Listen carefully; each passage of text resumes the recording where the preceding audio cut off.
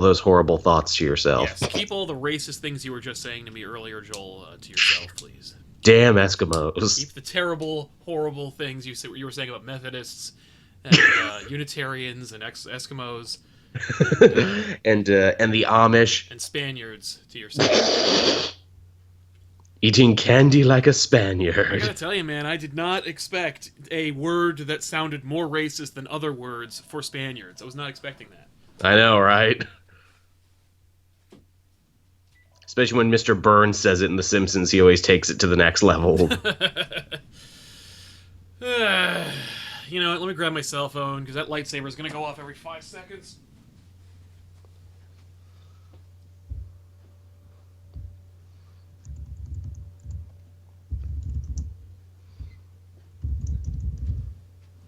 My notification sound effect on my cell phone is a lightsaber igniting, so. Sweet. Because I'm totally not a nerd. I remember during Comic-Con, that opening bit of the Kill Bill thing kept happening. Yeah.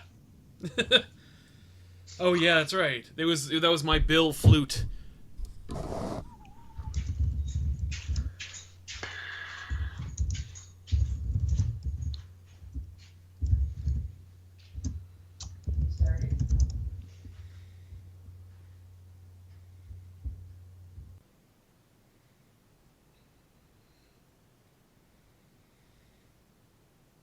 Just really quick reaching out or sending an email.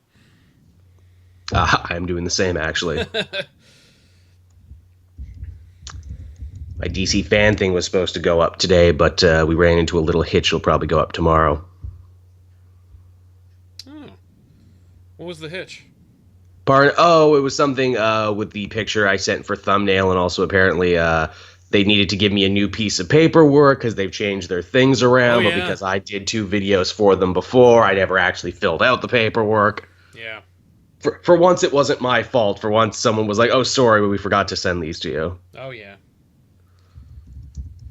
All right. Let me just turn this down so it doesn't just go off. I just realized my volume is at crazy max. All right. You good to go? Oh yeah, All right, let's do it. for real. Hello, everybody. Welcome to the Elseworlds Exchange. I'm Sal. I'm Joel. Today we're going to be talking about the Spider-Man movies. This is a topic we've been meaning to do for a while. We're finally getting to the earlier topic ideas that we had when we first said, "Hey, why don't we do a show?" Most deaf. Yeah, so I figure we'll kind of relegate it to Spider-Man 1, 2, and 3, and then maybe we'll touch on Garfield if we have time. But like, for the That does feel like its own show at this point, and also it seems like a much more negative show, I think, as well. Yeah, I mean, it's funny because after Spider-Man 3, I was so ready for a reboot, even though people were like, a reboot already? I'm like, yes, already. I am tired of looking at Tobey Maguire cry. But by the time we got Spider-Man, I remember they launched all that promo material for Amazing Spider-Man. You saw those gold eyes and that horrible, like almost Ben Reilly-esque redesign, and I was like, Yep. oh. It's funny, the original Amazing Spider-Man, probably, encapsulates the moment in time when I was following the production of a movie all the way through, because, I was just starting to get well known on the internet, and I'm like, well, this is my job now. I gotta follow this. I gotta know what I'm talking about. And literally everything I heard from it sounded horrible, because you'll recall, wasn't supposed to be Amazing Spider-Man. We were supposed to get Raimi's Spider-Man 4, and then you heard every day how that fell to shit, and how eventually they're like, reboot it, make it younger, hipper, sexier, more Twilight. I mean, I was not interested in a Spider-Man 4. By the time that the Neither Spider-Man was 3 I. ended, I was like, no more. Spider-Man 3 salted the earth. That it has to be one of the worst, and now you have shot yourself in the foot and can only reboot. It really felt, but let's get there. We'll do it in order. Okay, so Spider-Man 1 comes out in a vacuum of really amazing superhero movies. There are True. like 2 at that time, maybe. I think it's X-Men, came out in 2000, which kind of like set things off. Of course, before that was Blade. Gotta say, Yep. Blade Which came people out always first. forget. Don't forget Blade. And I will admit, I enjoyed Blade when it came out, but I'm not the biggest Blade fan. I just enjoyed the fact that it, like, would you like a movie about a Blackula hunter? Yeah, Yes. I'm totally down. Here it is in all of its glory. And it literally encapsulates like what it meant to live in 1999. Trench It coats, really did. swords, techno, vampires, Steven Dorff. It was It's a awesome. wonderful time capsule. Yeah, it really is. If you ever like, what was it like to live in 1999? You watch American Pie and Blade. Yep. That's To it. get the two ends of the spectrum. That's what it was like. It was like in those days. Back in my day, you see. But I remember, oh man, I was a little bit of an amateur videographer myself back in like high school days and earlier and like middle school, and I was shooting a lot of stuff like with just random little VHS cameras, and I shot my friends and I hanging out behind the YMCA as you're wont to do when you're a teenager in New Jersey with nothing else better to do. And they had already launched the teaser, the now banned Spider-Man teaser. Oh, at the World Trade Center, World Trade Center, and like the crappy bank heist, which I was kind of down. Like that teaser, by the way, if you've never seen the teaser, there's 1,000 copies on YouTube, but it just you see a basic like kind of amateur Heat-esque bank heist where a bunch of really coordinated, well-dressed gentlemen break into a bank, don't hurt anybody, steal all the money, go up to the roof, jump into a helicopter, and then try and leave. And then the helicopter gets webbed by Spider-Man, you don't see him, and then it gets caught in a giant web betwixt the two towers in the Manhattan skyline. Amazing visual, really cool image, and then they played, like, whatever Tony Hawk music that they had at the time. Oh, yeah. They say they're a hero. No, it was the one... that's the sequel. That's the sequel. No, the one where it was like, I want to take you! And it's like this weird, like, pro skateboarding-esque music. Of course. But that said, there was, but it was, and then it shows Spider-Man's head, and then a weird webbing of it, like, you know, he's flicking his web, and then that's it. And you're like, and then the what will be known later as the PlayStation font comes up that says Spider-Man. It was the PlayStation font, wasn't it? Yeah, and you're like, for me, my news source was Wizard Magazine, and I stopped reading Wizard Magazine by that point. Yeah. And I went, they're making a Spider-Man movie? No way. Because, you know, you got to remember, too, it's like up until this point, everyone, the rights to a Spider-Man movie were, you know, in a web of their own, actually, of people who owned it and people who were trying to make it, and, like, ones that, you know, had happened. There's, of course, the James Cameron one that we joke about forever that was in the pipeline. That was the big one. That was James Cameron and his company, Carlco, purchased the rights to Spider-Man. Then Carlco went out of business, tried to pull itself out of bankruptcy by selling off the rights, but it owned the rights for Spider-Man the movie had been in flux for so long that people like Jim Carrey and Leonardo DiCaprio were rumored to be involved in production for those movies, and ultimately when Bill Jemas helped take over with Marvel, he was like, okay, no more, just throw lawyers at it and fix it, and then they make this happen. But if you were a longtime Spider-Man fan from, you know, the 80s into the 90s, then you knew that there was never going to be a Spider-Man movie because of how fucked it was. And then they made one. And we were hanging out back behind the YMCA, and somebody goes, one of my friends was like, hey, did you see that Spider-Man trailer? And I'm like, hell yeah, I did. He goes, that was so lame. Aww. And everyone laughed, and I'm like, why is this funny? I look forward to Spider-Man. They're like, oh, that was so stupid, and also, doesn't Spider-Man suck? Aren't comic books for children? And I was like, what? And that's when I found out, like, okay, don't talk about comic books in front of my friends. But yeah, and then of course it hit big. You saw it in the theaters, I assume. No, I didn't actually. I'm glad you asked this question. Here's the thing. That movie came out around a time where I was kind of in the outs with comic books and superheroes, if you can believe it. Yeah, a dark chapter in the Cape Joel life where I wasn't into that stuff. And I was thinking to myself when I heard that there was going to be a Spider-Man movie, I'm like, it won't be good. It'll be Batman and Robin. Hollywood doesn't care, man. Hollywood doesn't get it. Yeah. You know, there's no point in getting excited about it. Someone actually, like, you know, was like, no, I think you would did this. I was somewhere else and someone put it on. And I'm like, oh my God. This is Spider-Man. Yeah. This is the Spider-Man that I remember from the cartoons, only he can punch people. Yeah, only he doesn't have to kick them awkwardly or push them or throw them through a nearly conveniently open window into some fluffy pillows. Yeah. Let me tell you something. I watched that movie in theaters as a kid, and I was like, here we go. This'll be. I knew to expect nothing, except I was like, oh cool, Sam Raimi's making it, so it'll be totally stupid. And it was, but not in the way that like you expected. It was Because good stupid. yeah, And it's funny, even the idea of getting Sam Raimi, he was kind of a nerd icon in his own way, from Evil Dead and everything like that. He was an interesting choice. yeah, and pitch perfect for the time. That's the thing, is that Absolutely.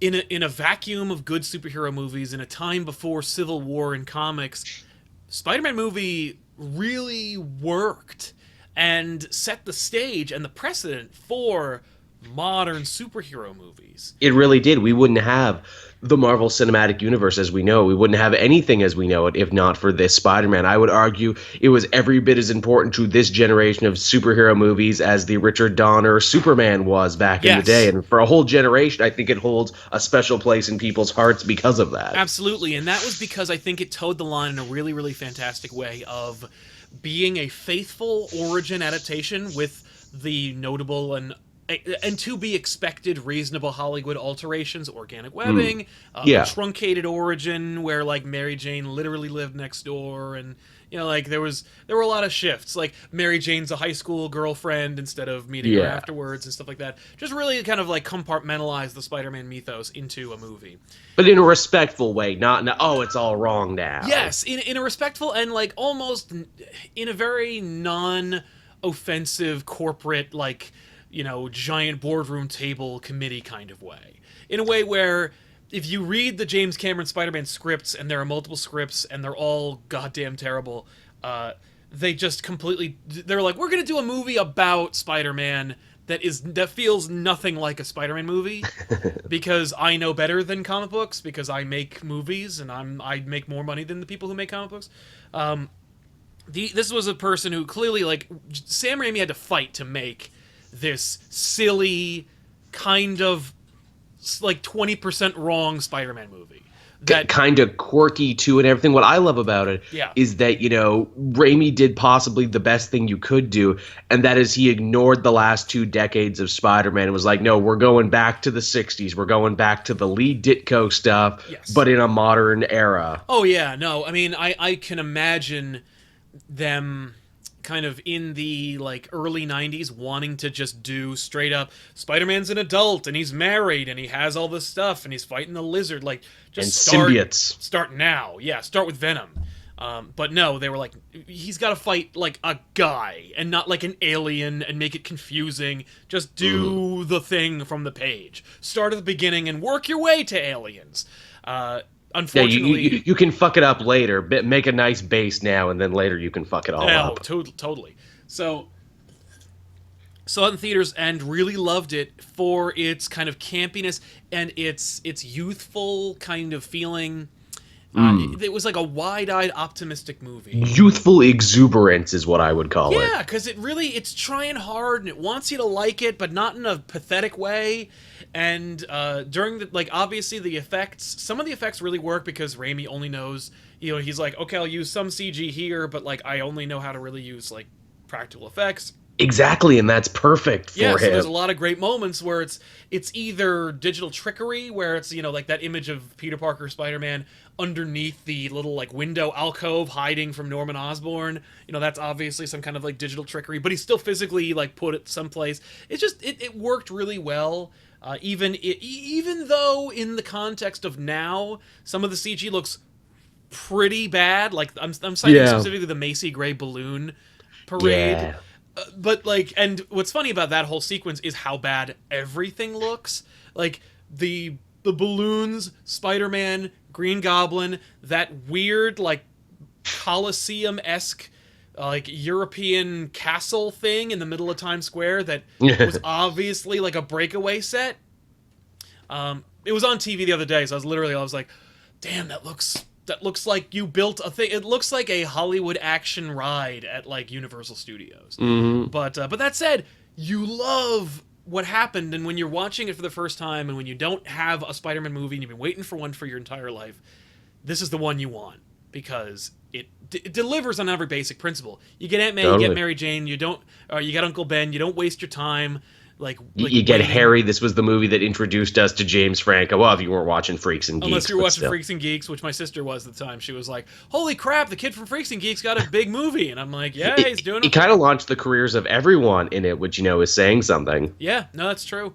I mean, like Willem Dafoe became kind of a household name. He was working at the time, but Oh yeah, you I mean he know, was in Mississippi Burning and all that other stuff. He was an Boondock actor. Saints. But like, first of all, Boondock Saints didn't get released. Okay, so, but anyway, yeah, but I dug it despite the. And then I remember hearing the criticisms. I just saw it and just enjoyed it. Then come the criticisms where they're like, Green Goblin looks like a Power Ranger, and I love Power Rangers. I love the Green Goblin. I don't right. care. See, and what's funny is I convinced myself at the time as a kid to love the Green Goblin suit because you get to see Willem Dafoe's face a little bit in there, and so he can kind of act. But it really is silly and stupid looking when you think about it for for a minute or two. Yeah. Especially It's when funny, you see the makeup test later on that came out where it's like, well, actually, we're going to give him like a monster mask, but we decided not to. Yeah, if you go on YouTube and type in like the makeup test for Green Goblin for Spider-Man, there's one where it was like a real face conforming augmented mask that looked just like Green Goblin from the comics, and you're like, holy shit. It always made me think of, it made me think of the cartoons in the comics where it's like, oh, but when I put it on, it's my face, though. Yeah. The thing about it is, like, he needs to be able to get in and out of it quickly so that people don't believe that he's the Green Goblin. And it would be hard for him to take off this very expensive, very intricate mask and where he put it. Yeah, it was fine. I give it a total pass because it had its context was the superhero movies that everybody holds up to be the greatest of all time and Batman and Robin. So, like, you got no other place to go. And so what you do is you do some kind of half measure, and I think it worked. Then you're like, okay, we got the origin, we got an adventure, we got the spider sense, we got webbing, we got the suit, and it looked pretty much like the Spider-Man suit. And got great power, great responsibility. Love the actor who was Uncle Ben in that movie. Yeah, he played the president of the United States in Escape from L.A., I think. Oh yeah, that's what I knew him from. But Cliff Robertson, I think is his name. Good guy. You got Robbie, and of course it introduced the world to J.K. Simmons as J. Jonah Jameson. Yet to be surpassed. It also introduced us to Elizabeth Banks, who played Betty Brant. Oh, yes. Who was enchanting and beautiful and amazing, and you're like, I want more of her. Why do you have to... Like, I loved Kirsten Dunst as Mary Jane. I thought that was really cool. For me, a couple things that got me... Like, what were some things that convinced you, like, holy shit, I'm watching a superhero movie. Like, I'm watching Spider-Man on screen. As cliche as it is, when he saves those people from the burning building and everything, I'm like, yep, this is superheroes. This is what happens. Another building's on fire. Oh, the woman who's like, "Save my baby, please." Like, yeah, it's that. obviously not a baby. Yeah. I dug that. For me, the moment where Pete's in the backyard, Mary Jane comes up to him, and you have Danny Elfman's score for the two of them, and she says like what she wants to do after graduation, and he's like, "What do you want to do?" And she's really hesitant about it, and she goes, "I want to act." When she says act, you're like, "Yes, that's what Mary Jane will try to be and do. Like, that's what I want." And it just completely, I was hooked at that moment because like I cared about their struggle, and I also was being respected by being given characters whose motivations were similar to those I knew and was familiar with. Yeah, absolutely. Also, I kind of dug that whole Golluming scene between Willem Dafoe and himself in the mirror. I dug it too. Again, pre-Gollum. It's pre-Gollum and also very much like Spider-Man the Animated Series when he would always argue with himself in the mirror. Yeah, no! Except he sounded like Skeletor for no reason. I'm the Green Goblin! The heart, a true warrior goes after the heart. Oh my god. I like it. Yeah. Finish it! Finish it, yeah. The Green Goblin should be hammy. He should be a little bit annoying. Oh, the moment that pulled me out of the movie, though, was when he said, "We'll meet again, Spider-Man." I go, really? Okay, guys, you're doing fine. You didn't need that. There was a great moment. Saturday morning cartoon. Okay, so how many viewings did it take for you to recognize Xena Warrior Princess as one of the testimonial characters? Is she? What? Did I not pick up on that? Yeah, all she's this the punk time? rock chick who's like, guy with 8 hands sounds hot. That's Lucy Lawless. Oh, holy shit! Yeah, I was She's like, damn near unrecognizable. yeah, and what's it called? Uncle Ben Drives the Classic. That's right, which is in every. Every Sam Raimi movie. That's good. But yeah, there were a couple moments where I was like, oh, look at Sam Raimi pulling in the friends. Of course, Bruce Campbell plays the ringmaster who... As he well, will not keep the doing. ringmaster, but like, you know, he plays the fucking MC. Wrestling announcer, Wrestling announcer, and he also gives Spider-Man his name. Amazing scene. Randy Savage in probably one of his best roles, looking swole as fuck as Bonesaw. Bonesaw! I've been doing this forever now, thanks to that terrible movie. Hey, Freak Show! Speaking of freak shows, it was so good in that, Randy Savage. I like when he died, everyone was sure to keep playing that clip where it's like he only had a couple minutes of screen time, but he made everyone fall in love with him in just a couple minutes of screen time. Bonesaw's ready! Got you for 3 minutes! It's a playtime! What are you doing, man? He's doing what made him famous is what he's doing. Yeah, that was weird. It's funny because in the comics, the guy he fights is Crusher Hogan, right? Yes, which of course, Hulk Hogan... But they already had Hulk Hogan in one of the Rocky movies, so they weren't going to get, what you gonna do, Spider Brother? Imagine how different it would have been if they cast him in the role. Yeah, I don't, yeah, holy crap. Staying away from you, yeah, holy crap. Yeah, Tobey Maguire became a household name after that. Yeah. And the first movie, I really like him. I like him too. He is a good everyman that you can see yourself in because he wants to do good in this world, but he's human and and he wants the girl and wants all this other stuff. He is he's Marty McFly-ish in a way. Yeah, only with like a tenth of the charisma of Michael J. Fox. Well, I mean, hey, Michael J. Fox, there's only one of him, sadly. Damn right. But do you remember the whole controversy after Spider-Man 1 where Tobey Maguire was in Seabiscuit and he really hurt his back? And then he wasn't going to be in Spider-Man 2 because he really didn't want to do superhero movies. He wanted to be like the Tobey Maguire from The Cider House Rules. Yeah, that was the fear, yeah. Which of course was blatant false advertising, by the way. The Cider House did not rule at all. It was actually a story about like abortion and stuff. It was really depressing. But that said, then Jake Gyllenhaal, who had auditioned to play Spider-Man and was it was between I think Gyllenhaal and Tobey Maguire, like came in and was ready to play Spider-Man in Spider-Man 2. And then, what an interesting alternate universe that would have been if they picked Gyllenhaal over him. He would have been I think Gyllenhaal would have been better. I think he would have infused a little more humor and wit into the character. I know that's a big complaint that the Raimi Spider-Man didn't quip enough or wasn't funny enough in the first one. No, and what's funny is, like, I don't think that's his fault. I think that was just the fault of the writing. I think Tobey Maguire is kind of like a slave to the script.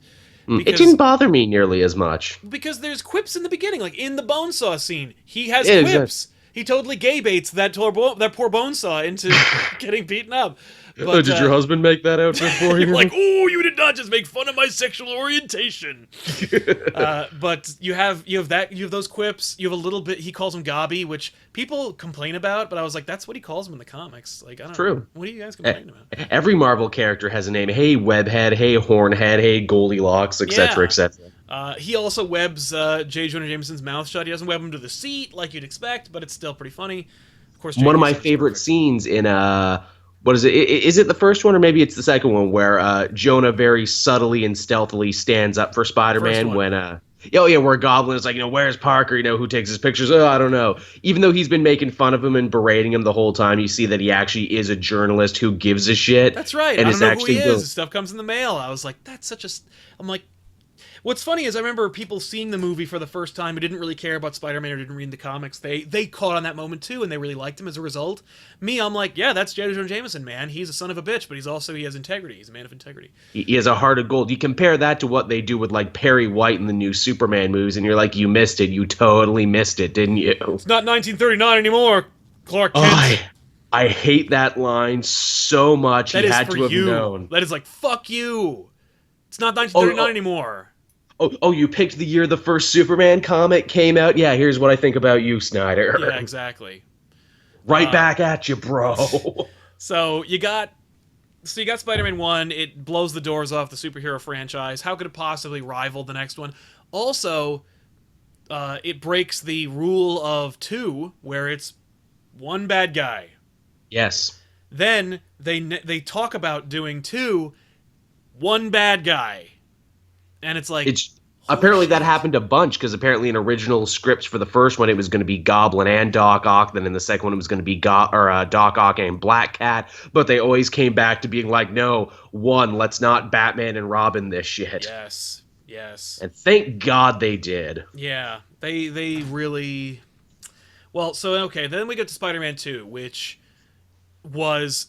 for some people is still like the perfect superhero film. I know you and I have had this argument before. I really like it, and maybe it's just a matter of me seeing it more. I remember I got snowed in one year, and that was like the brand new DVD we had back when people bought DVDs. Yes. And I watched that one on repeat. I probably have that one committed to memory better than I do the first one.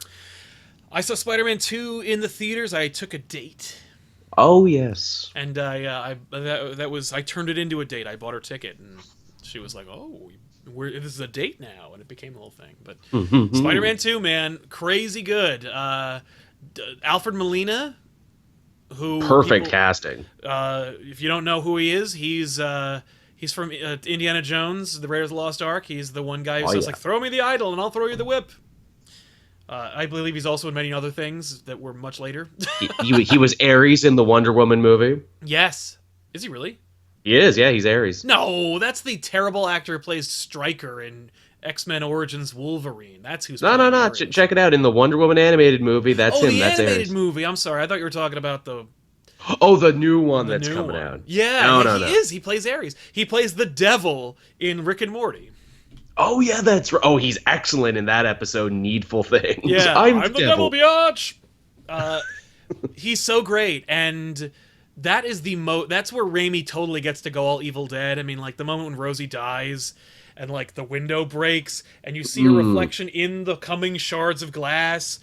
You got the scene, which is eerily similar to the autopsy scene from Independence Day. Yes. Where Doc Ock gets his, where they're gonna amputate his arms, and then the arms. He gets to make his own little mini horror movie in Spider-Man 2 with all the tentacles killing all the doctors. That moment is so great because no one is expecting it in the theater. No. I remember watching it and being like, "Okay, I know what this is gonna be," and everyone's like, "What?" There's also a chainsaw in that scene. They're like, "No, you don't," and you're like, Jesus Christ. Yeah, he kind of turns the whole Doc Ock character on his head, too, where in the comics it's like, no, oh, Doc Ock can psychically control his tentacles wherever they are. Oh, now his tentacles are actually messing with his mind. Yeah, that introduced the idea that the arms were, like, alive and, like, had their own mind of their own, which I was never really a big fan of, but I liked it. They don't do much with it. Here's the thing, I liked that idea within the context of that movie. I was like, that's fine. If you're going to do that, if you want to help his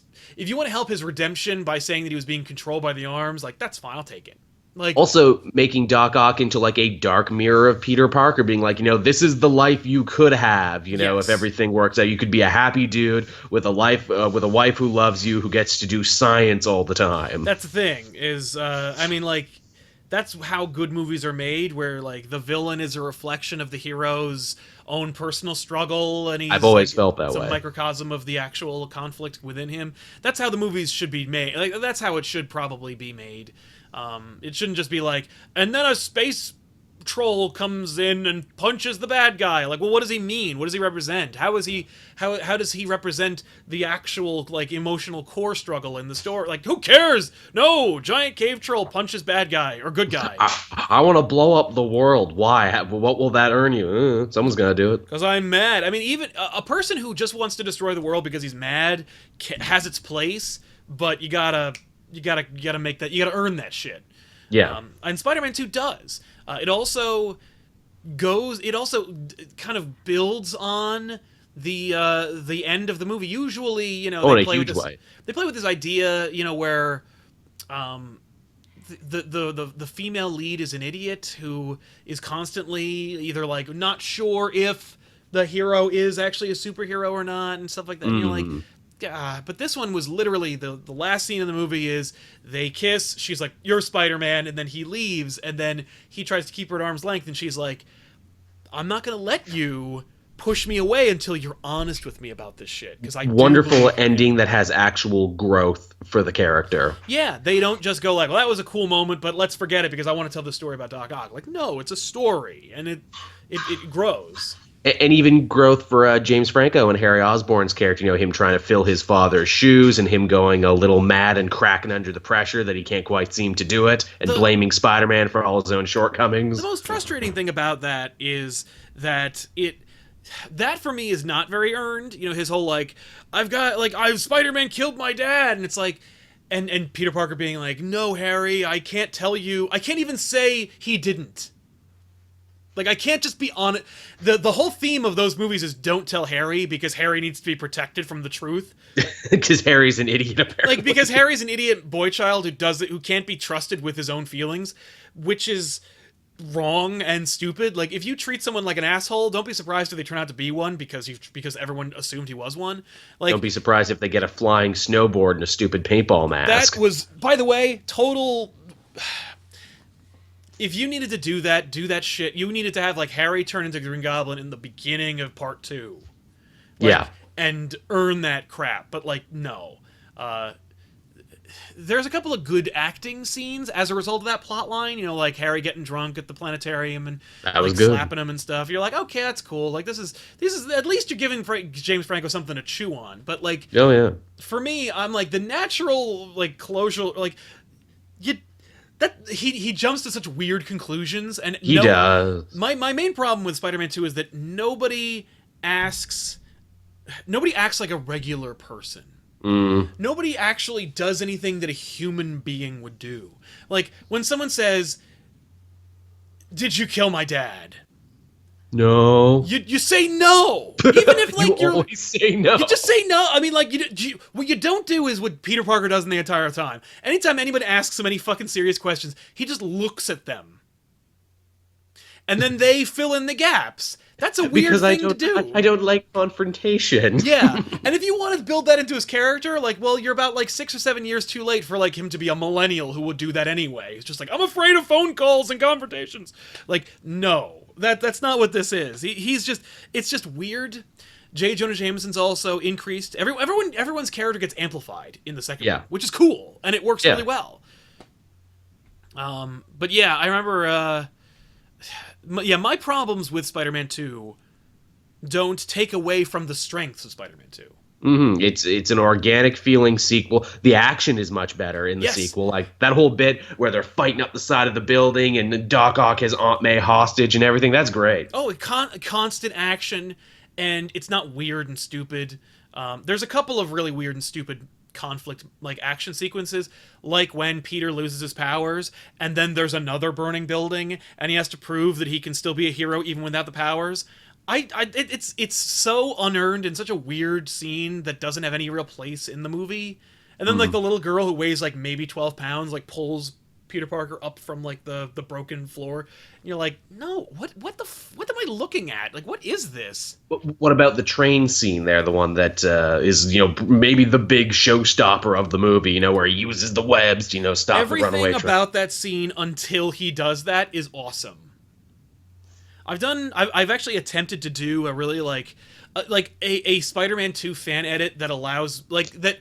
I want to see if my qualms about the movie and if you remove them actually strengthen the movie. Like I want to put my money where my mouth is and like say like, okay, these are the things that I have a problem with. And it really is just like if you take them out, I think it'll make a better movie. I want to see if that's true, and so I tried to cut this movie a couple times. There's nothing I can do about that train scene. There's no way you can end that scene without him webbing all the walls and then just stopping it with his body and making the most ridiculous faces I've ever seen a human being make. And everyone goes back to that. And then him, like, passing out or whatever, and then, like, Jesusing him over, like, crowd surfing across the... like, everything about that is so heavy-handed and weird, and I don't know what Raimi's trying to say. Or, rather, I think I know what he's trying to say. I just hope he's not, because I feel like that's such amateur bullshit. Well, I always assumed they were trying to build on the scene from the first movie that I quite enjoy, and that is where, goblins attacking that boat full of children. That's And hackneyed and silly too, but well, you have to here's the thing. Like, I like that, and again, this feels weird for a Canadian to say. That was like one of the first big New York movies after 9/11. So it was like, hey, we should have a kind of let's all come together as New Yorkers moment and throw shit at this guy in pajamas. You gotta understand that movie came out right after 9/11, and New York really did come together, and it was a really, really kind of like inspiring experience for people. It's the new New York. And so they're trying to capitalize on that and illustrate, like, yeah, the new New York, underneath the surface, they really all are part of one community. And it's silly and saccharine and dopey, but like, you have to understand, people needed that at the time. Immediately following 9/11, it really felt good. Like, it was, how silly it is, but it also made you feel kind of good. But yeah, that train scene, there's no saving it. Because remember, like, he goes, okay, I'm gonna web it, and then I'm gonna do the stupid thing I'm gonna do at the end, and then the walls break off. He's like, oh, and then you think, okay, he's just trying anything, right? He pushes his feet in the way, and that doesn't work, and so he webs the walls, and that doesn't work. And then you think he's gonna be clever and figure something out, and he's like, no, I just didn't do it enough. So I'll just keep webbing it, and then just hold it with my body. Which is why when I saw that teaser for Spider-Man Homecoming, and he does it again, I'm like, not again! Weren't we here already? Didn't we do this already? I'm just so strong.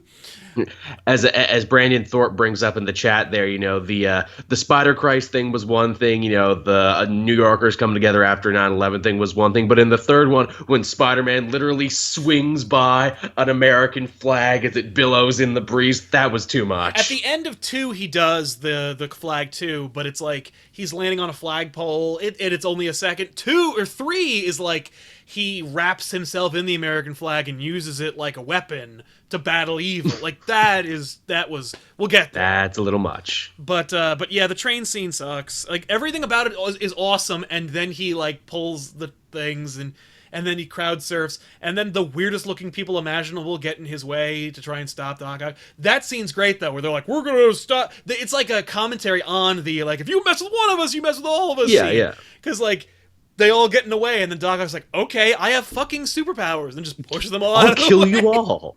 I'll kill you all, I don't give a shit. And you're like, oh wow, like, that's cool, I'm down. That was in case great. you didn't notice, I'm a maniac. Yeah.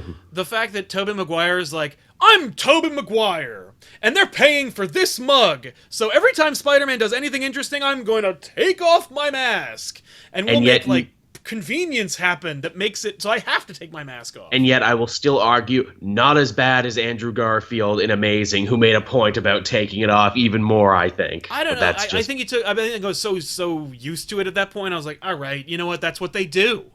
That's what they do. They take their fucking masks off. That scene when in Spider-Man 1 in the rain, great looking scene, but like Tobey Maguire's like, you need to know that I'm doing these stunts. So for no reason, he has his mask off while he fights all the thugs in the street. Again, the scene in the rain there with the upside down kiss and everything, that we gotta talk about. That was one of the few instances where it's like, wow, this actually joined the pantheon of great on-screen kisses, where you see that in like all the different compilations. That's something to say that it came from a superhero movie. Yes. No, I like that scene. I like a lot of those scenes. They recreated Spider-Man No More in Spider-Man 2, and you're like, that's cool. Even though like his powers go away because he's in love. Yeah. That sucks. If you want to do something, if you want him to like lose his powers, or make it so that he's fucking up more because he never really acknowledged the death of his Uncle Ben. He just started doing things. Like, I don't know. It was just weird. I think they wanted to make the romance story the core of it, which, was a good thing in the first one. Yep. Worked okay in the sequel. Oh, will the romance really fuck them over in the third one, though? Because apparently Dunst and Maguire hated each other by the third one. I didn't know about that. I just know that, like, that sucks. Like, 3, there's very little that actually works about 3. But Spider-Man 2 is still a solid entry. Doc Ock's great. The action is solid. The characters I'd still call all it one have of the arcs. best sequels. Like them or not, the arcs are all there. You feel bad for John Jameson because he just gotta get fucked. Yeah, he really does. Betty Brant gets a name in the second one. In the first one, it's just the girl. In the second one, it's Miss Brant. Yep. Robbie gets a little bit more lines that are very Robbie Robertson, and that was cool. There was Dr. Connors gets a moment, gets a character in that movie. True. The lizard. Yeah, which man, they were telegraphing a great role for poor Dylan Baker that never happened. That really sucks. I like Dylan Baker as an actor, and I was really looking He's forward great. to that lizard. I was really looking forward to a Sam Raimi lizard. Yeah. And I remember in Spider-Man, like when they were doing pre-Spider-Man 2 release, they were like, so Toby, there's like 1,000 Spider-Man villains. What would you like to see? And he's like, I'd love to see Sandman. Why? And he kept pushing Sandman. And I remember For some reason. I remember reading those interviews and going like, well, you're not going to get Sandman, Toby, because Sandman sucks. And then they did Sandman. And I want to say it's because Tobey Maguire wanted him so badly, which totally blows. Great looking Sandman. Totally looks like the dude from the comic. Oh, except for his like weird grimacing that like Thomas Hayden Church kept doing for no reason, where he's like, you're just like, what are you doing? Are you like taking a dump every few seconds? Like having a hard poop. He looks just like the Sandman, and the sand effect really cool. It just really works. But everything about Spider-Man 3 is a disaster. Yep, it was like, I guess we got no reason to be cheerful ever again. I remember that one came out in the year of the disappointing threequel. That was like Shrek 3 and Ocean's 13 and Pirates 3, all in the same year, all in the same summer, like weeks apart from each other. Yeah, no, that was rough. Fuck that summer. Yeah, Spider-Man 3. Okay, so let's get into Spider-Man 3. Everything about that movie is a disaster. It's broken from start to finish. The humor of J. Jonah Jameson is completely destroyed in 3. Like, everything that you like about J. Jonah Jameson, all the humor of going to the Daily Bugle. The second you go to the Daily Bugle, you are in for a treat. You've learned that 2 movies. When you see the Flatiron Building with the Daily Bugle logo on it, you're like, I'm gonna have a fun time. There's gonna be at least a hilarious moment between Ted Raimi and J.K. Simmons, or there's gonna be a funny J.K. Simmons moment. I'm so on board, and then in 3.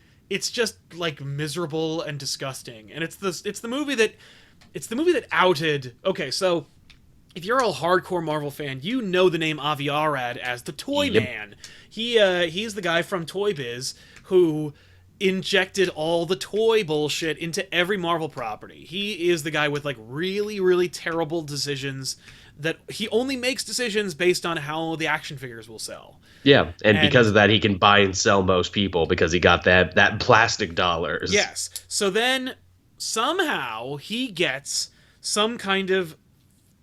but Spider-Man 3 is where he put his face on everything. He put his name on everything.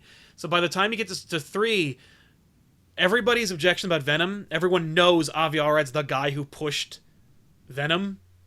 And so that was the movie that vilifies where everyone's like, Avi Arad, fuck that guy. He made them ruin Venom. And then gets worse. You look back at his career and you go, hey, and he also just sucks. Yeah.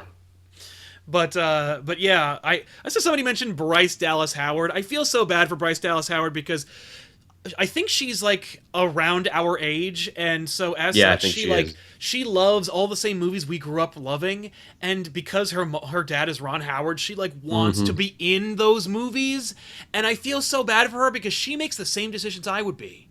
Like, it's true. She's like, oh, fuck, they're making a Terminator movie? I'm in. Who do I get to play? And they're like, you can play John Connor's wife. And she's like, I'm in. And then everyone's like, fuck you, Terminator Salvation. She's like, damn it. And then it's like, hey, I will have Spider-Man. I want to be in a Spider-Man movie. You get to be Gwen Stacy. Holy shit, that's in. Ruined. No more of that. Hey, how would you like to be in, like, Jurassic World?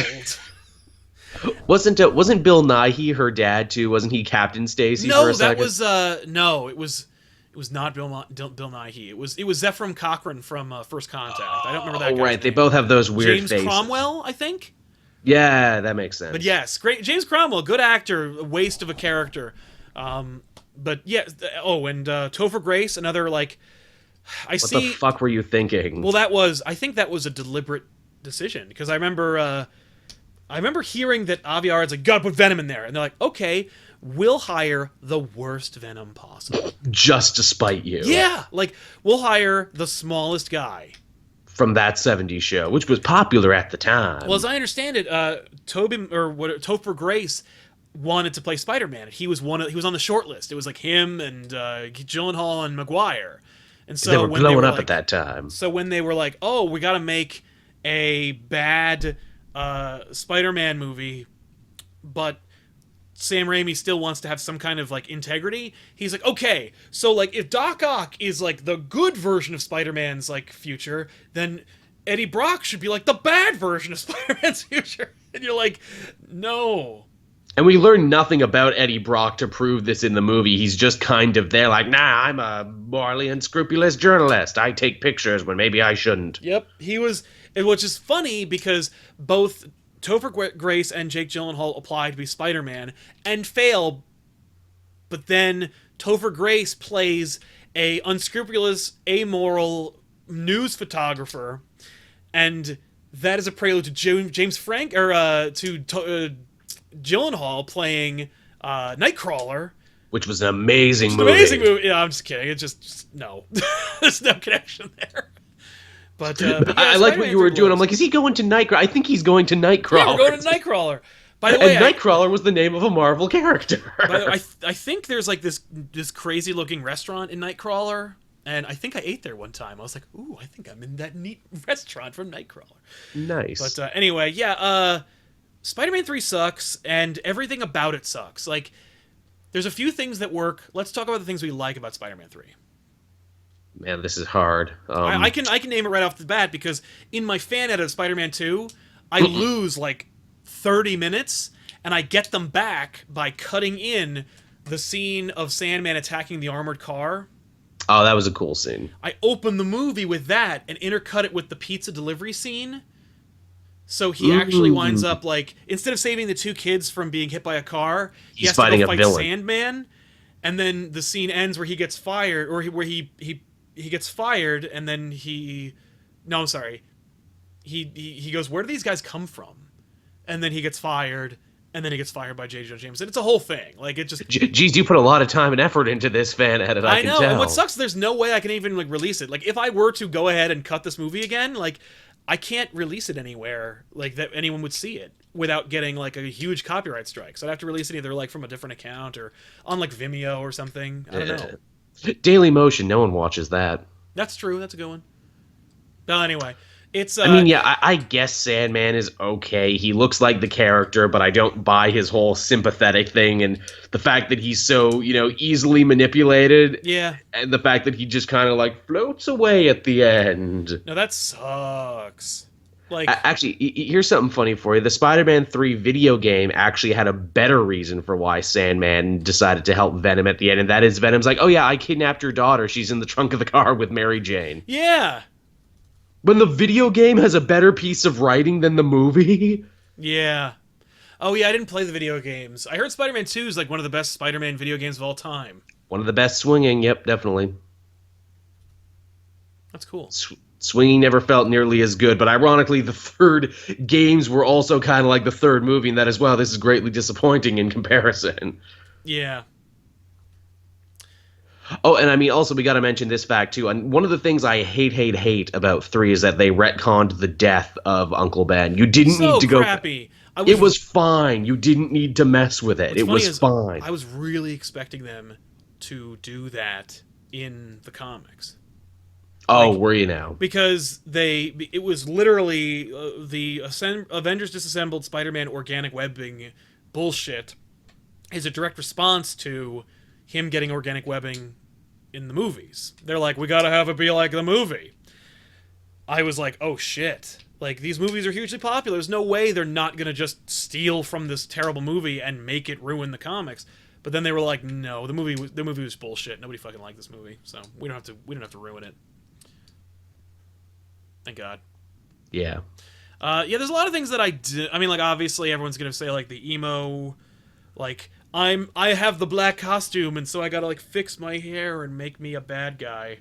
I mean, I think that's kind of a dead horse people have been beating, but yeah, okay, I can understand why people didn't like it. You gotta reference them at least, like the dancing, the suit, the emo-ness, the musical number really blows. The fact that they changed Mary Jane's goals from being an actor. She's To literally being a singer, the yeah. importance to being earnest to becoming a singer on Broadway, which is hilarious because she sucks Yeah. and she can't have that job. Like, they fucking fire her. Or the fact too that it seems like, their problems would be easily fixed, but they don't choose to fix their easily fixable problems. Yeah. No. It's weird. Very weird. There's a lot of weird choices that I think are representative of a just lack of momentum. It's just like Sam Raimi's like, I'm gonna make a Spider-Man 3 and it's gonna be about this, and the studio is like, whoa, whoa, whoa, whoa, whoa. You have turned this into a Happy Meal franchise now.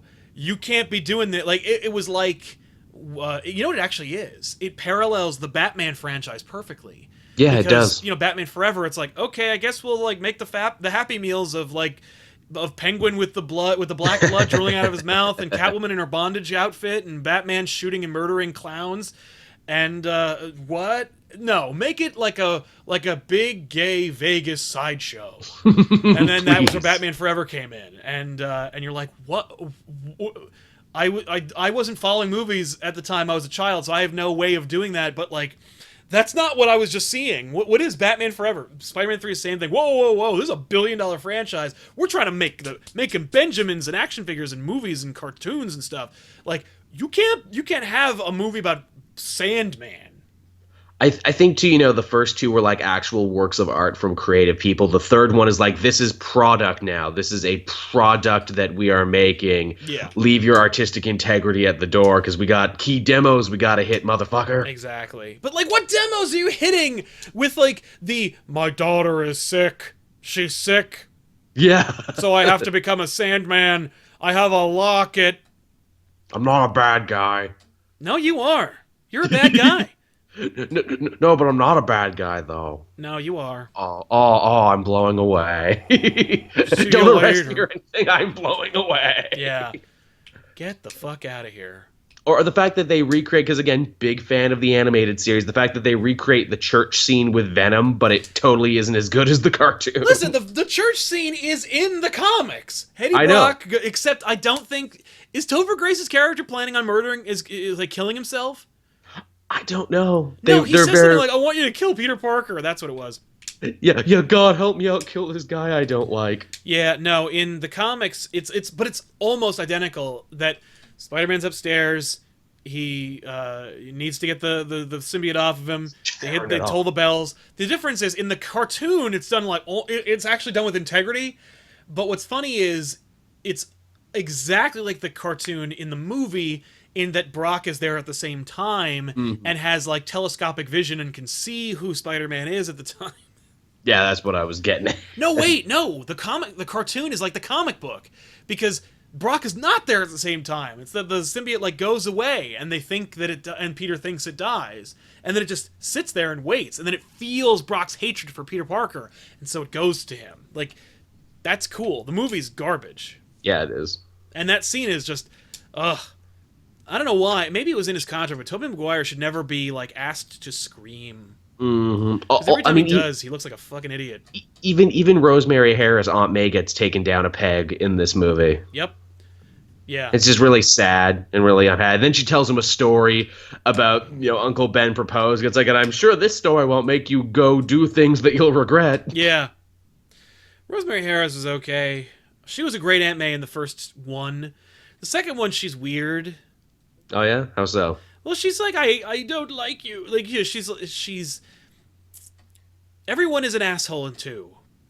Like, his aunt is being foreclosed on, and all I can think about is that he's losing his powers, and the girlfriend that he doesn't have, that he's trying not to get, that he's emotionally abusing, doesn't like him. And when he comes to visit her after dropping a bombshell of, I killed your husband, he discovers that she has been physically moving herself out of their childhood home.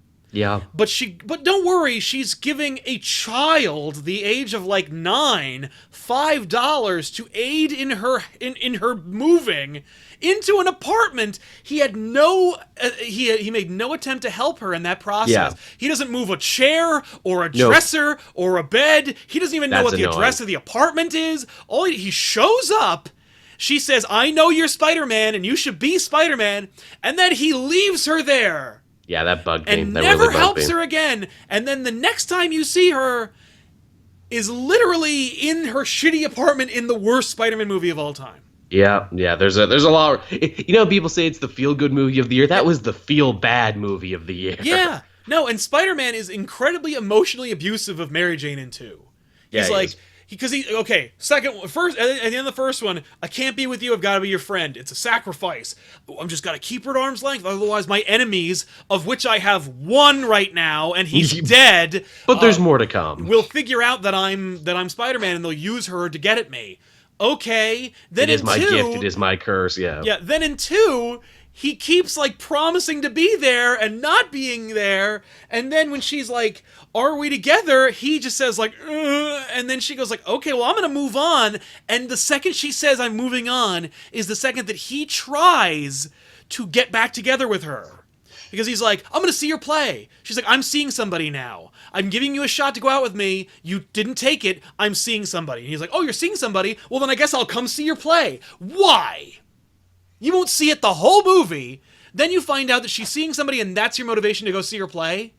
Yeah. That's fucked it's up. Not, that's in retrospect, abusive, it's not friend. great, yeah. Then he goes out with Rosie and Doc Ock, and they ask him if he has a girlfriend, and he says, I don't know. I don't know.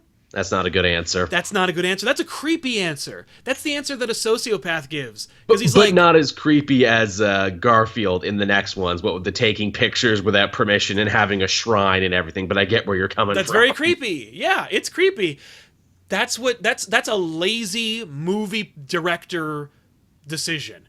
He's a photographer, he likes this girl, obviously he's going to have thousands of photos of them.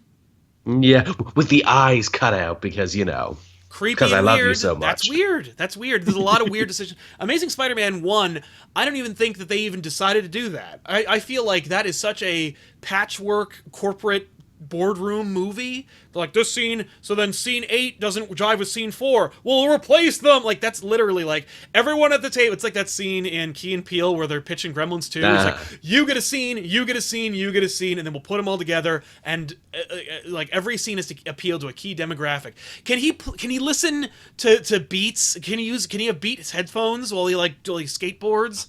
You know, like what other products can we jam into this movie? But no, Spider-Man 2 is garbage. There is one redeeming thing about 3, though, that we haven't talked about yet. Because we were talking about 3, but you doubled back on your hatred of 2. He's an emotional abusive monster. It kind of gets a little better, and then he actually gets possessed by a monster that makes him actually abusive, and that's fucking weird. The thing about 3 that, you know, is the one positive thing I remember is just James Franco swinging for the fucking fences in that one when he decides, I'm evil now. Yeah. Pie. That was weird. That tastes like strawberries, Peter. This is what villains do, right? Yeah. Again, by the way, no one acts like a human being. Hey, Peter, pretend like we're talking. Harry's hiding behind a tree watching us right now. He's gone completely insane. I know you're Spider-Man and his dad was the Green Goblin because obviously we've been dating for a year or two. You must have told me that Harry's dad was the Green Goblin. Like, no. None of that. Also, the weird-ass amnesia plot out of nowhere. Like, oh my god, we're watching a freaking soap opera now. Characters have amnesia. That's a comic book thing. I know. Because the goblins always got amnesia because they knew who Peter Parker was. That's the only way to keep the secret safe. The amnesia thing for me was like the most like actual comic book moment in those movies. Yeah. Oh, or the stupid butler who comes out of nowhere. Hey, Peter, or hey, Harry, I didn't tell you this. He was in the first 2 movies. He was in Bernard. the background. And then they build up his role in the 3rd one, but it's just such like a last minute, hey, guess what? I probably should have told you this right away. It's weird because it's like, you should have... That scene is Peter's scene. Peter's supposed to say, like, Peter's supposed to like web Harry to a wall and be like, whoa, I just knocked over my drink. And be like, listen, Harry, I'm sorry that I acted really weird for the last 2 movies, but here's the bottom line. Your dad was the Green Goblin. He tried to hit me with a goblin glider. I've got this auto-reflexive, like, response unit, power that makes me react to shit without thinking, and I moved out of the way and he killed himself. Like, I'm sorry. And I put him there because, and I took off all of his clothing and I draped him in silken robes and I placed him on a love seat because I wanted you to preserve that memory of your dad that you had. Like, that's the conversation you have. And then if he says no, then at least you tried. But literally every time he's given an opportunity, and he's given it at least two, if not like 3 or 4, if you take any opportunity where he meets Harry and could have talked to him at any point. Could have been his scene. No one Could have takes been that a good opportunity. scene. It's weird.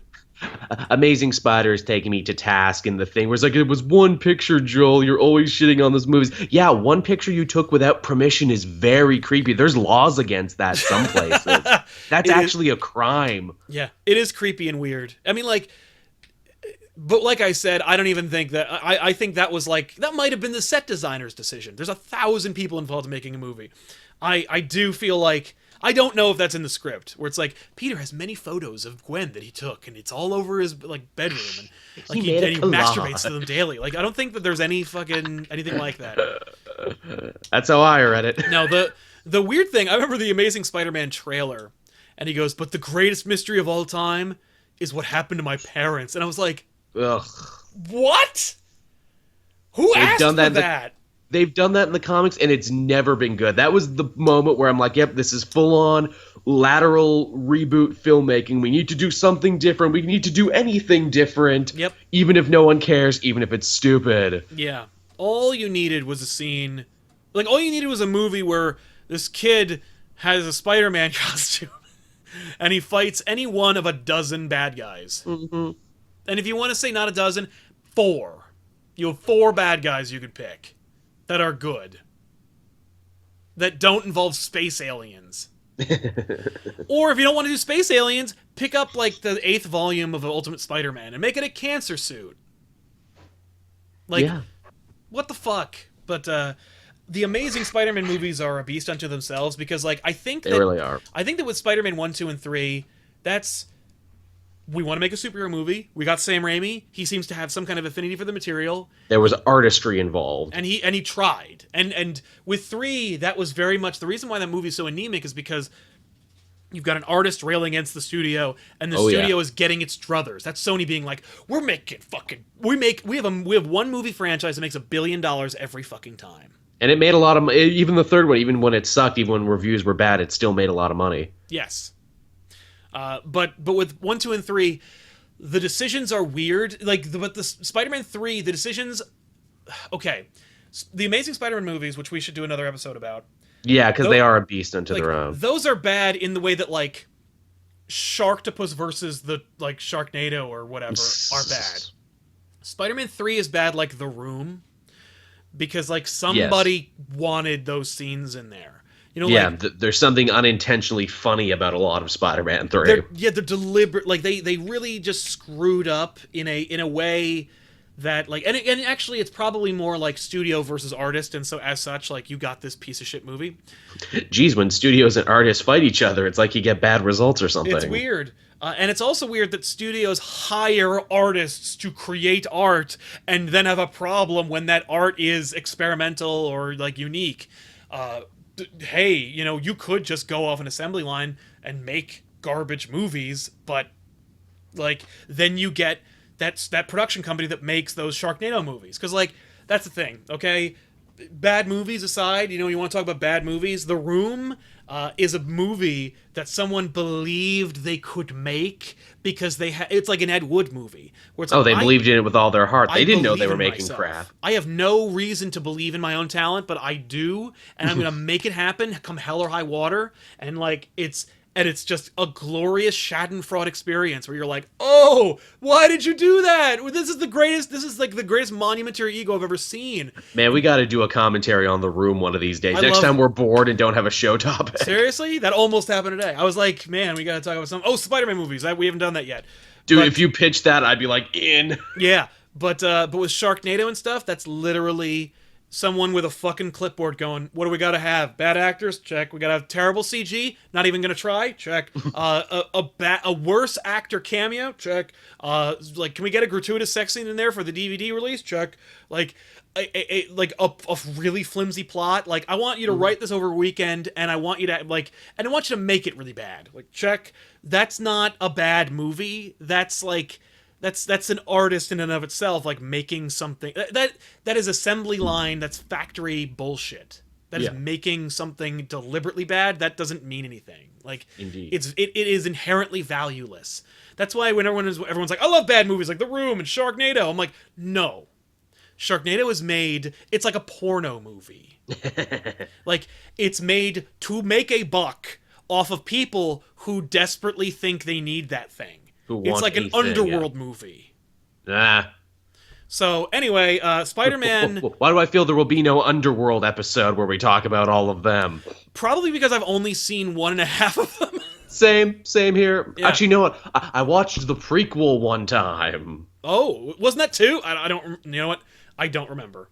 One was vampires and werewolves, and then the sequel was the super vampire werewolf hybrid, and then the third one was the prequel, I think. That's Then they the made one in the stupidest. fucking future, and they got that new one, Blood War. I don't even know what the hell that's about. I wouldn't even. I don't care. That's not for me. I know people who love Underworld. Let them enjoy it. They can have it. But like, I could see where, you know what? Even no, that's I don't. I can't tell if Underworld is a movie where they're like, gotta go down the list to make sure it's got all this garbage in it. But like those that production company that makes those movies, that's a porno movie. That's like, so it's gotta have like, it's like Pirates of the like Fuckabean. Like we gotta make something. It's the classic. like it's a joke about a movie and it's got bad acting, and then every 5 minutes there's gotta be a dick. Like, it's just garbage. But Spider-Man 1, 2, and 3, like them or hate them, they have some intrinsic value. They started a revolution of superhero movies, I'd say. I would say I think they're still kind of the framework that a lot of these movies work from in, trying to build a franchise where it's like, you get your good base in the first one, you explore and build on it in the second, and then you try not to fuck it all up in the third one. Yeah, no, it's true. I was just thinking about how, how those movies are like, if the Marvel movies don't have a director like Sam Raimi, which is why they kind of have a sameness to them. Like, they're just kind of like, we make these movies, like, but I think that if you gave, like if Edgar Wright had made Ant-Man would have a more Spider-Man feel. Because they are kind of the same movies, in as much as like they're an origin story about this character, and there's heart in there, and there's like a couple of comic book references, and that's what you get. But like, because the Marvel movies, some of them have some kind of like evocative moment. Like First Avenger, I think, or Captain America has a couple of moments because it's made by the guy who made the Rocketeer. Like, yes, it has a feeling. But like Iron Man's cool and it's great and it's a solid movie, but like it doesn't have that campy factor or that like very specific artist factor. Like there's no director's signature thing in Iron Man. It's just a there is in the third one though, when you get Shane Black. But that's Shane Black. You get a lot of Blackisms. Yeah, it's set at Christmas. Everyone's an asshole. There's no Iron Man suit. Like there's a little kid who's an idiot. Like there's a lot of stuff in there. But that said, I dig Spider-Man movies, and there's a little bit. They have earned nostalgia. Anybody who likes those movies, I give them a total pass. Even though I have a problem with like the irresponsibility of Peter Parker as a human being in those movies. Indeed. You just shut that part off and you just watch Spider-Man fight Doc Ock, and you're like, this is great. And those arms still hold up. They still look great. Do. Man, I feel bad for the guy who eventually has to play Doc Ock again. And you figure maybe like the Homecoming sequel. Oh yeah. They'll get him in there or something. But I'm ready. Like, I really want to see Doc Ock. The fact that we got Vulture is kind of brilliant because, number one, we've never seen him. Number two, he's so, like, off the radar for a lot of people, especially the general population. If you love Spider-Man, then of course you're going to think Vulture. But, like, for everybody else, he's just another villain. Like, he's just any villain. It doesn't matter. And they got freaking Batman to be him. And they got Michael Keaton, which is fucking awesome. I can't wait. That's going to be great. But, sounds great. But, like, I'm looking forward to when Marvel can use Doc Ock or Electro or, like, somebody up there. Like, hell, even Venom. You could have Venom, the symbiote, jump out of one of them cosmic cubes or whatever. Oh, I'm sure they would do it. Or better yet, the Guardians of the Galaxy. Hey, I found this black goo. What should we do with the black goo? Oh, I could see Rocket being like, who tracked this into the ship? Kick into bush. And it's the symbiote, and you're just like, why not? Who gives a shit? Wouldn't that be some shit? The Guardians of the Galaxy are the ones that brought the symbiote to Earth by accident. With me. I mean, like, at this point, I really, like, I can't. It's hard for me to get outraged about a lot of the stuff that the Marvel movies do because I'm just like whatever. But that said, you know, the Spider-Man movies have a lot of heart. They do. They really do. There's a lot of earnestness. Yeah, and again, to compare it to, you know, the Richard Donner Superman, I think that's why they've maintained so well, especially that first one. There's something about them. Totally. Absolutely. Any final thoughts about Spider-Man? Oh, go ahead. I was going to say, to borrow Highlander, it's a kind of magic. Yes! Yeah, that's nice. That's nice. I mean, Iron Man has that as well, where it's like... It does. It's in a vacuum, and you're just like, you were not expecting it, and I can watch it anytime. I would say that about the first Captain America, too. There's a kind of magic in that one as well. Yes, and I think that's because the director, whose name escapes me, Joe... Yeah. But, Joe Rocketeer, yep. Yeah. He needed a hit, and he was really, like, he needed something really good to just demonstrate his abilities. And then Joe Johnson, thank you, Neil. Thank you, Neil. But like solid, just yeah. I love Cap. I can watch that anytime too. Captain America, I'm a big fan of your films. Oh, and the Star Spangled Man. Yeah. Ugh. I hear that Hugo Weaving's kind of open to the idea of coming back. Is he now? After Took him a decade, but I think after talking all that mad shit for so long. I heard a rumor that he seems to be interested, or that he's like, nah, I would do it. Look, you played Smith 2 more times than you should have, and you were Elrond 1 or 2 more times than you should have. You can be Red Skull 1 more time. I still want Hans Landa for the role, even though I don't think that'll ever happen. No, I want either. Well, okay, if he can't play Doctor Doom, then he can play Hair Skull. That would be good too. But yeah. Anyway, that's it for us here on Elseworlds Exchange. Be sure to stick around to catch a Captain America episode of Back Issues here on. Fitting. Yeah, I love it. It's this is one of my favorite Captain America books of all time. Is it now? Yeah, and if you get a chance to tweet it at Mark Waid. Nice. But yeah, Joel, what's happening on Cape Joel? Well, you know, it's Wednesday and we got tons of new comics. We got the new All-Star Batman. We got new Detective Comics. We got the Power Rangers Justice League crossover that came out this week. I won't be covering that on my channel because I'm actually covering it for the DC fan channel. It was supposed to go up today, but we got into some stuff. It'll probably be up tomorrow. Of course, I'll be tweeting that around. Be sure to check that out. Also, for podcast fans, the Comic Multiverse came back this week. If you head on over to my channel right now, you can listen to the brand new episode that Matt and I did. We cover a bunch of the news that was away, and we also just talked about what we read. Nice. Well, looking forward to that, man. It's going to be a lot of fun. Be sure to check us out on The Poll on Thursdays at 5:30 p.m. Eastern Standard Time. And we'll see you guys next time in another episode of Elseworlds Exchange. Check us out next week where my guest will be Ashley Victoria Robinson. Nice. Yeah, she's going to stop in. I think we're going to talk about Robin. We'll see. Looking forward to it. That's cool. But thanks a lot for watching, everybody. Peace. Oh, I can't say peace. That's not mine. Somewhere Rob's ears are burning. Like, that's copyright infringement, motherfucker. And then, you know what'll happen? I'll hear a... And I'll be like, oh, damn it, Rob's periscoping about me. Man, can you believe that he absolutely stole my catchphrase? Yeah. Can't believe this shit. That's what it'll be called. Well, Alan Scott, everybody. Alan Scott to you, too.